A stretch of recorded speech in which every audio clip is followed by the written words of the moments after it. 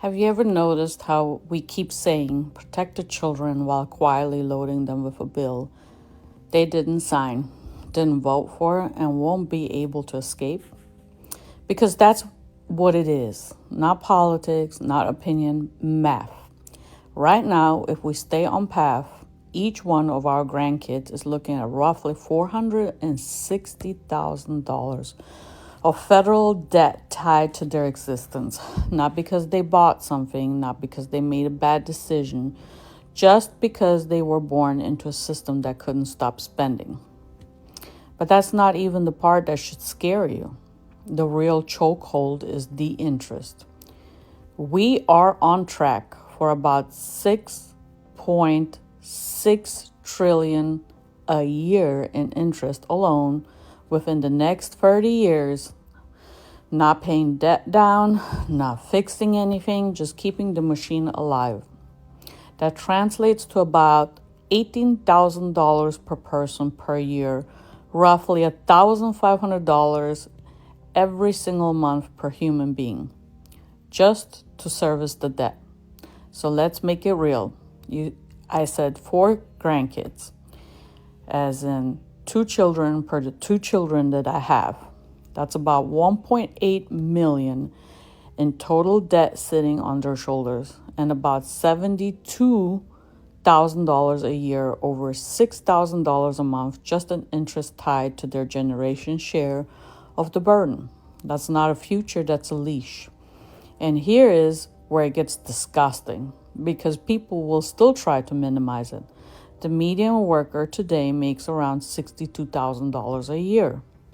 So we are literally building a future where just the interest on our decisions could eat up something like a quarter to a third of a person's income before they even pay rent, before groceries, before healthcare, before they try to build a life. We're not passing down opportunity, we're passing down overhead. And we're doing it while pretending it's normal. We've already gone from about 31 trillion in public debt to a projected 168 trillion trajectory if we don't course correct. That's over 130 trillion added, not for building a golden future, but largely to sustain a system that refuses to discipline itself. And every additional 1 trillion we casually tack on, that's another $10,000 tied to your 4 grandkids. And hundreds more per year in interest forever. Forever. This is what nobody wants to say out loud. We're not just living beyond our means.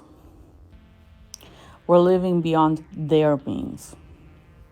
We are borrowing against people who can't argue back yet.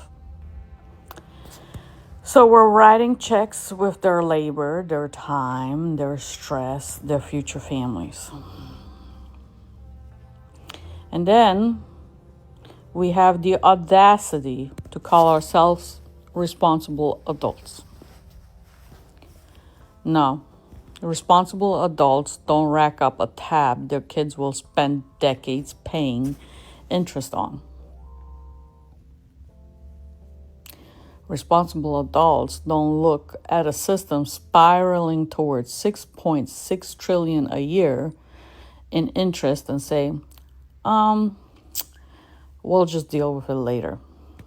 Responsible adults don't hit the iceberg and keep ordering drinks. It's not what we do. Because let's stop pretending. Okay? The Titanic analogy isn't dramatic, it's generous. At least the Titanic didn't charge the next generation for the damage. We are. And if that doesn't shake you to your core, if the idea that your grandkids could be working just to service interest on decisions they never made doesn't hit something deep in you, then this isn't a policy problem. It's a moral one. Because we didn't just lose control of the budget. We lost the line between leadership and exploitation of our own future bloodline. So when they say have babies, many of them, and they encourage individuals that will have economically participant children, specifically to have children, you need to determine why. It's to share the debt and share the interest.